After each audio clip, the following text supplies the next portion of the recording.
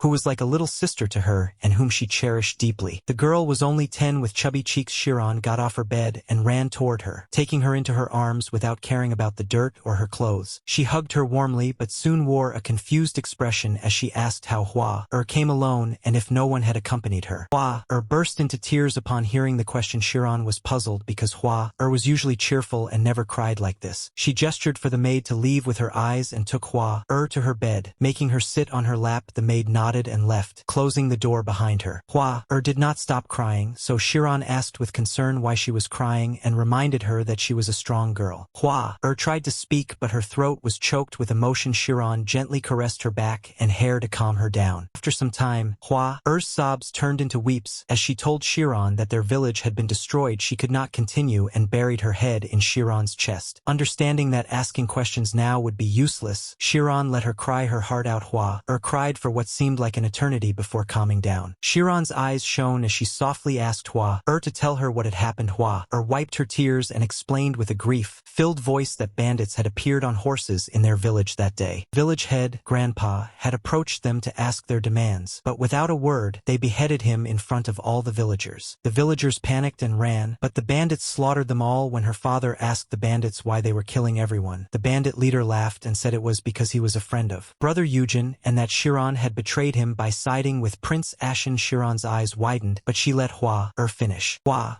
continued that her father was also killed, but her mother had saved her and instructed her to come to Chiron to inform her of everything. She begged Chiron to avenge the villagers. After finishing, Hua burst into tears again, and this time Chiron joined her in crying. Chiron clenched her teeth in anger as she thought of Han Eugen, now her biggest enemy, with all soft feelings toward him replaced by hatred. Both Chiron and Hua cried in grief in Chiron's room. Meanwhile, in Ashen's room at the Phoenix Feather Sect, Ashen stared at a letter in his hand with a clever smile. The letter was from the bandit bandit leader and read, "Greetings, Lord, we have slaughtered Carp Village according to your instructions. We also informed them that we were Han Eugen's friends and were killing them because of him. We intentionally let a small girl escape as you desired. You can verify the information if you want. I will wait for the promised reward." Ashen's plan was to make Chiron depend on him for revenge while hating Han Eugen to the core, ensuring that the possibility of Eugen capturing Chiron's heart again was zero. This plan also guaranteed that Chiron would not betray Ashen, as she would need his help for vengeance and desire Eugen's destruction as much as Ashen did previously. Chiron might have tried to stop Ashen from killing Eugen, but now she would beg him to do it. A knock sounded at the door. As Wang Ashen smiled at the letter, appreciating his plan, a loud knock came from outside, followed by a shout demanding that Wang Ashen come with them to pay respects to senior brother Chen. Ashen's attention was immediately drawn to the voice. He stepped outside and opened the gate of his house to find two disciples dressed in inner disciple uniforms. Standing there, they appeared older than him, likely in their late 20s. One was a tall, lean man with long brown hair and brown eyes, while the other was a short, chubby man with black hair. Both stood straight with proud expressions, folding their hands as they stared at Ashen, not recognizing them. Ashen asked politely who they were. The tall man stepped forward and introduced himself as Ren Li and the other as Mochi. Both were inner disciples ranked in the top 50 of the sect rankings and nascent soul realm cultivators. Ashen nodded as he listened, then asked plainly and politely why they had come. Mochi stepped forward with a proud expression and explained that since Ashen was new to the sect and had no one to guide him, senior brother Chun had decided to take him under his care. He told Ashen it was his good fortune and that he should come with them to pay respects to Chun. Ashen understood this was a veiled demand to become Chen's subordinate, sending two cultivators, a realm higher than Ashen displayed Chen's power and intentions. If Chun had good intentions, he would have come himself rather than sending underlings to force Ashen's respect. Annoyed and angry, Ashen's eyebrows twitched as he coldly asked with a forced smile if they wanted him to pay respects to this brother Chun. Mochi nodded confidently and reminded him to say Chen's name with respect, explaining that Chun was a core disciple ranked first among the junior disciples. Ashen's forced smile vanished as he replied coldly, "All right." At Mo Chen's house in the Phoenix Feather sect, the young master of the Mo family sat comfortably in the hall of his magnificent residence. He was handsome, with long black hair tied in a ponytail, sunset purple eyes, and a tall, muscular physique. A white bandana was tied on his forehead, sliding beneath his hair. Mo family was a top family in the southern region of the empire, led by Mo Chen's grandfather, a king realm cultivator. The family rivaled the Bai family, stronger in strength but weaker financially. Mo Chen desired to marry Bai Veli to gain influence over the Bai family. Mo Chen sat surrounded by multiple disciples, mostly inner and some core disciples, all his underlings who either feared him or his family. Two beautiful core disciple women sat beside him, accompanying him due to his family's influence. Though without family backing, they obeyed his commands but remained safe from his advances under sect protection. Mo Chen found the women beautiful and forced them to accompany him, hoping they would fall for him after time spent together. An inner disciple laughed aloud, praising Mo Chen's decision to summon the new disciple Ashen to pay respects, noting Ashen was from a small village with no backing. Another inner disciple agreed, saying it was the right time to make Ashen a subordinate, citing Ashen's 8-star spirit and potential for rapid growth. Everyone nodded approvingly, viewing Ashen as a talented but vulnerable new disciple with no powerful backing besides the sect leader, who would not intervene unless Ashen requested it. Another underling praised Mo Chen's choice to send Ren Li and Mo Chi, strong nascent soul realm cultivators ranked in the top 50, to bring Ashen, even if he refused politely. Mo Chen smiled, listening while glancing at the two women, who remained unfazed. Raising his hand, Mo Chen silenced the disciples and spoke calmly but loudly, thanking them for their praises and expressing pleasure that they agreed with his decision. He explained he had heard Ashen's spirit gave rise to visions and phenomena, so he wanted Ashen under his command. Asserting that only he deserved such talented people, his calm demeanor broke as he clenched his fists and gritted his teeth in anger, muttering that he hoped Ashen was not as lucky as Han Eugen, whom he wanted to kill but was stopped by Shirue. He resented how Eugen flirted with Bai Veli, intensifying his hatred. An underling tried to soothe him, assuring that Ashen would not be as lucky and that even if Bai Shirue appeared, he could not defeat both Ren Li and Mo Chi simultaneously. Another added that sending only one nascent soul disciple to fetch Han Eugen had allowed Bai Shirue to save him, but now she would be helpless. Suddenly, a loud explosion shook Missouri Chen's house. Mo Chen shouted in shock as another explosion echoed, and the doors of the hall shattered and flew toward him as if struck by a rhino. Mo Chen jumped up and dodged the flying doors while dirt scattered from the blast. Mo Chen fixed his gaze toward the entrance to understand the source of the chaos. Loud footsteps echoed through the hall as everyone turned to see a figure emerging from the flying dirt, dragging two people by their hands. As the dust settled, the man was revealed. He had raven black hair and blood, red eyes, and each of his hands were Ran Li and Mo-chi, battered and broken with limbs twisted at impossible angles. Their clothes soaked in their own blood, faces unrecognizable and unconscious Mo-chan, and the others widened their eyes in shock. Some disciples recognized the man and stepped back in terror, muttering, "W. Wang